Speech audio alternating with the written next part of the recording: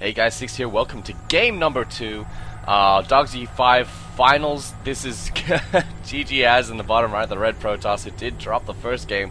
So he did pick this map, Shakur's Plateau, and here we do have Purple Zerg Moonglade able to come out victorious from that aforementioned game. He is currently up 1-0 in the final series, best of 5. So let's see if he's going to be able to take an early lead and just ride that momentum onto a ultimate win. The promised land, the prize of $200 for first place, $100 for second place, and things are definitely on the way. Shakur's Plateau, awesome map, very Zerg sort of friendly, I think, very Protoss friendly as well. Both races able to take out fast expansions and do their own sort of pressures. And yeah, it got taken out of the map pool. Don't know why. I thought it was a pretty good map, but they have spawned cross-positionally. This pylon placement already implying that Az is going to be looking to take an early expansion. And let's see if Az is going to scout the right way. No, he's going to scout downwards first. So Glade will remain hidden for just a little while longer. And we are going to see a macro game, I would believe, just because both players are going to be able to take a lot of expansions very easily. Yeah, not much else I can say, I think. We do have the gateway right here. Going to see possibly a forge or the cybernetics core right here as well, before seeing an early expand at some point. I think we saw a similar game like this between Edge and Az in the semifinals, so let's see if it's going to work better for Az as it did in that semifinals. Going to be putting down his little manor pylon right now, blocking this hatchery. Sometimes I think this placement is actually outside of the hatchery, like between the hatchery and the minerals, but it's just at the corner. And that pylon will indeed finish. Perhaps he's going to put down his proxy gateway like he has before, and then we'll see that proxy hatchery as a counter. The spawning pool is almost finished. It's on the way currently. And here we do have the hatchery. Oh, the pylon actually wasn't blocking it, so touche, good sir. And then we saw a forge, I think it was, gonna be scaring Glade just a little bit. I'll put on some pressure. These drones being forced to pull, and now they're just gonna go to work on this pylon, the plyon. And we do have the early nexus. One gate into fast expand is the build. Very sort of cheeky build, and yeah, he should be able to mount up some sort of defense before then if he cuts enough probes to build some buildings. But here instead we do see the assimilator supply capped currently, as that pylon actually was being used for supply, not creating a contingency pylon to foresee this outcome. And yeah, this overload in a very good spot just to see anything coming in, coming out. Definitely not going to be fooled by any sort of cannon rush. Going to get a good look right here as well with this overlord. And yeah, he's just scouting to see that there's no gateways behind this little secret part. This part put here as if to encourage some proxies, but and some pylons. A lot of Protoss do put their pylons here, and then we'll just warp into the main, into this natural as their army pushes in, or just with the assistance of some observers. And this overload is going to swing down, see the fast expand. These circles are going to come up, see these 3 buildings, and probably know what's up already. I mean, there's a forge, cyber core, and 1 gateway. So should be able to tell what is happening currently. Not sure if there's actually a gap big enough for stalkers to come through. So it does look like all these stalkers will be made on the other side of the wall, or one of these buildings is going to have to go down. I guess it would be the forge. But the Nexus just finishing up now, so we should see a lot of probes being made, a lot of drones being made as well. A chrono boosting Protoss who chrono boosts all of his Nexi just to make probes should be able to keep up with a Zerg who is just constantly producing drones as well. Here we see the harvester count is currently in favor of Az, actually 27 to 20. Oh, okay, it shoots up a lot, but they're close. All right, there's a differential of 3 currently. Just waiting on those timings for the larva timings, and here we do see a Stargate actually being warped in again. So perhaps we are going to see more Void Rays. Perhaps we're going to see robotics after this, just to go for that diverse RV composition. One thing I do know is that Az is supply capped again, and he hasn't taken a 3rd gas currently, but if you look at his minerals to gas ratio, they're about even, so he doesn't really need that 3rd geyser quite yet.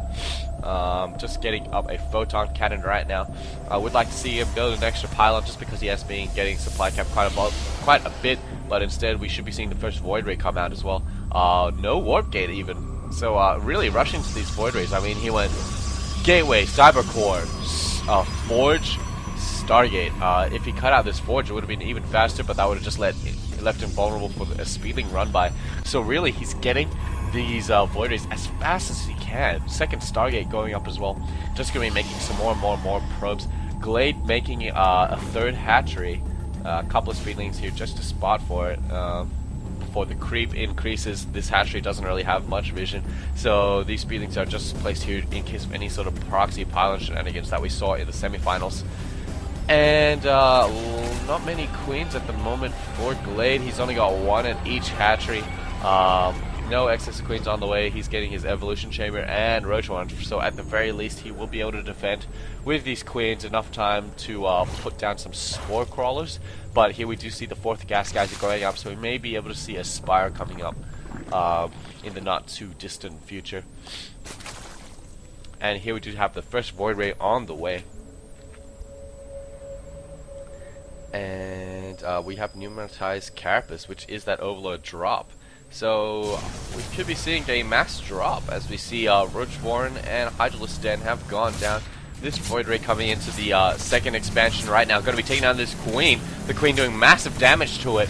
Able to take down all the shields, going into the hull right now. Second queen spawns. This void ray should be doomed unless it goes to the high ground. Oh, it just gets out of there with 52 HP. This queen taking up the legacy that was that queen that died, able to take over this hatchery straight away. I'm going to be building a second queen just to protect the vulnerable expansion, and as we see, this void ray is just going to be charging up its shields once again. Going to be able to go in for some more harass. The warp gates has finished these three gateways, going to be morphing in, as well as getting that +1 upgrade. Very good on his upgrades. Getting supply capped again. This void ray should be making, but he Glade contaminates the Stargate that wasn't making anything due to a supply cap. So a little bit of a mixed bag right there. Blessing in disguise. And now that Overseer will avoid these three void rays. And the creep spread right here is just brilliant. Able to extend to this third expansion right now. 3 queens on 3 void rays. 4 queens on 3 void rays. These void rays need to get out ASAP, as they would be able to take down this the initial void ray very, very quickly. Spine crawler being made at this expansion. No signs of any more tech, instead getting his lair up. No signs of any spire. For some corruptors perhaps. No, he's instead going to be content just to get out some hydralisks and roaches, I believe. And we do actually have the robotics facility finished up for Az. Going to be getting out his warp prism. He is a fan of these warp prisms, and so am I. Some very creative play can come out of it. Also getting a Twilight Council, and I think I did spot a robotics bay somewhere, so we should be seeing some colossi. Here's the robotics bay, just going to be shoring up this wall even more. Nothing's coming in or out of this wall. He is instead going to take down these back rocks, expand here, and possibly expand here and just defend from this ramp, and possibly push out eventually into this expansion, take that down, which will leave this this door vulnerable for a counterattack for many speedlings and stuff. But with some good cannon placement, he should be able to delay at least until he's able to warp in some stalkers or defend with the ranged colossi. Would be great behind this wall. Just those extended thermal lances are going to be able to cut through the army as they approach.